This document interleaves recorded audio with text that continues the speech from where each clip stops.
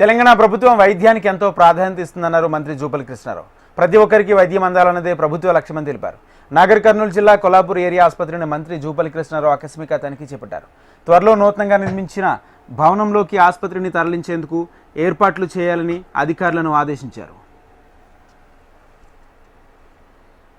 కొల్లాపూర్లో గతంలో మంజూరు చేసినవి కొన్ని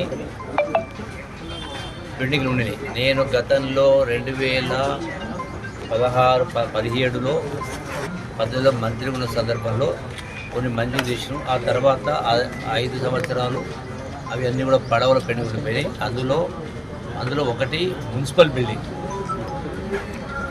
సో అది పడవల ఉండింది. దానికి మళ్ళీ గడచిన మంజూరు చేసింది, గడచిన 5 సంవత్సరాలు పట్టిన పోయింది. మళ్ళీ 3 కోట్ల రూపాయలు మున్సిపల్ బిల్డింగ్కు కొత్తగా కూడా మంజూరు చేయడం జరిగింది. అవి పనులు ప్రారంభం చేసే కార్యం జరుగుతాయి. అట్లాగే బండాయగుట్ట దగ్గర కళ్యాణ మండపం కూడా 2017లో మంజూరు చేయించడం, కొంత పని మొదలు పెట్టిన బేస్మెంట్ అయింది. సో గడచిన 5 సంవత్సరాలు అది కూడా మూలకు పడిపోయింది, ముందు పోలే. సో దానికి అది ల్యాబ్స్ కూడా అయింది, క్యాన్సర్ కూడా అయింది. దానికి మళ్ళీ అదనంగా 3 కోట్ల రూపాయలు మంజూరు చేసి దాన్ని కూడా ఇమీడియట్గా పని మొదలు పెడతా ఉన్నారు. పెట్టేసి ఒక 4-5 మాసాల లోపల దాన్ని పూర్తి చేసి ఏర్పాటు చేయడం.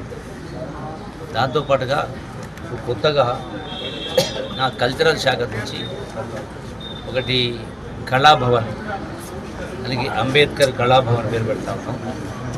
దానికి 3 కోట్ల రూపాయలతోటి ఒక 2 అంతస్తుల భవనం.